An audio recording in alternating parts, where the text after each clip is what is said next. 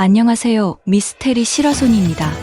구독과 좋아요 부탁드릴게요. 지금부터 시작합니다. 오늘은 러시아 과학자 이리야 이바노프의 무서운 이야기에 대해 이야기하고 있습니다. 이바노프는 무시무시한 종교 실험을 시도한 러시아 과학자입니다. 20세기 초 이바노프는 동물 사육 및 인공수정 분야에서 일했습니다. 1901년 이바노프는 500여 마리의 암말에 인공수정을 성공시키는 데 성공했고 1913년까지 약 7,000마리의 말에 인공수정을 실시했습니다. 일반적으로 한 번에 수풀이 순말로부터 임신시킬 수 있는 말의 최대 수는 20에서 30마리 정도입니다. 그 결과는 어떻게 보든 충격적입니다. 이바노프의 실험 기지는 전 세계에서 사육사들이 찾았습니다. 이바노프의 인공수정 실험의 성공으로 인해 그는 아스카니아 노바 자연보호구역의 연구원이나 물연구소의 연구원, 그리고 모스크바 중앙종축연구소의 초대 소장으로서 품위 있는 삶을 살 수 있었습니다. 하지만 이바노프는 거기서 멈추지 않았습니다. 그는 인공수정의 성공을 통해 교잡화 분야로 진출했습니다. 그러나 그는 사람들을 실험 대상으로 사용하는 것은 아니었습니다. 그는 동물로부터 시작했습니다. 특히 김귀 아웃발쥐, 얼룩말 당나귀 등 여러 동물들과의 실험을 시작했습니다. 1910년 그는 호주에서 열린 동물학 모임에서 이러한 동물들과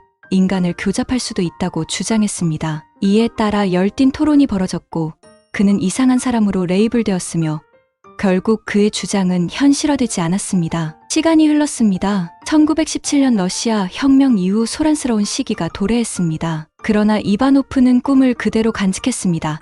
이바노프는 교잡화 실험에 집중한 채로 머물렀습니다. 1924년에는 반인반수의 꿈을 실현하기 위해 정보를 찾기 위해 여행을 떠났습니다. 그 당시 오픈 장군이 연설에서 인간과 침팬지가 유전자의 95% 이상을 공유하며 같은 수의 염색체를 가지고 있다고 발표했습니다. 우리는 지금 모두 인간은 46개의 염색체를 가지고 있다는 사실을 알고 있습니다. 그리고 펜지 원숭이인 긴팔 원숭이는 48개의 염색체를 가지고 있지만 당시에는 그 사실이 알려지지 않았습니다. 1956년에 조 헨츠가 발표하기 전까지는 알려지지 않았습니다. 그래서 그 당시에는 이바노프의 주장이 그럴듯하게 보였지만 이바노프는 이론만으로 모두를 설득할 수 없다는 것을 알고 있었습니다. 사실 과학자들의 반대는 그를 추가로 이론적으로 설득하기 어렵게 만들었습니다. 그래서 그는 정치적인 요소를 추가했습니다. 이 실험이 성공한다면 그것은 다윈의 이론을 증명하며 인간과 원숭이 사이의 밀접한 관계를 설명하는 것일 것이라는 스탈린의 지시에 힘을 실어주었습니다. 그리고 그로부터 인간과 원숭이 간의 인간 지능 실험을 위한 승인과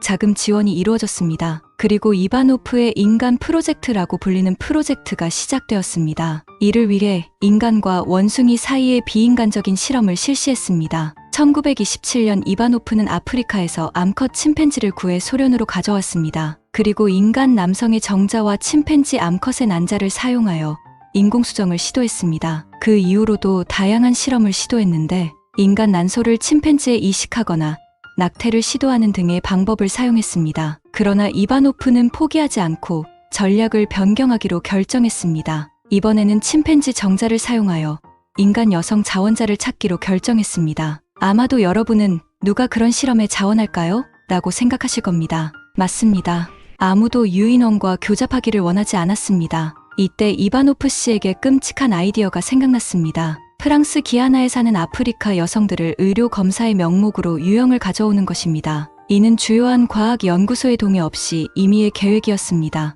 다행히도 이는 주도적인 과정에서 거부되었고 그는 점점 미친 사람으로 변해가고 있다는 사실을 알게 되었습니다. 그 후 불과 수십 명의 남성과 그들의 어머니와 함께 다시 그곳으로 돌아갔으며 그는 여성 자원자를 찾기 위해 계속 노력했습니다. 아무리 기이한 일이라도 5명의 여성이 참여하게 된 것으로 알려졌습니다. 정확히 무엇이 그들을 참여하게 한 것인지는 알 수 없습니다. 이바노프는 이 실험에 열정적이었다고 말했습니다. 하지만 남성들과 그들의 어머니는 새로운 환경에 적응하지 못하고 죽었습니다. 이바노프는 수고로 얻은 여성 자원자들을 버릴 수 없었습니다. 그래서 그는 새로운 원숭이들을 가져왔습니다. 그러나 이는 인간 여성을 그녀의 동의 없이 임신시키려는 이바노프의 음모를 알게 된 과학자들에게 들려주었습니다. 그 결과 모든 지원이 중단되었습니다. 1927년 파리의 한 신문에서 인간 여성이 침팬지 정자로 임신되었다고 보도되었습니다. 1930년 소련에서 정치적 변화가 일어나는 동안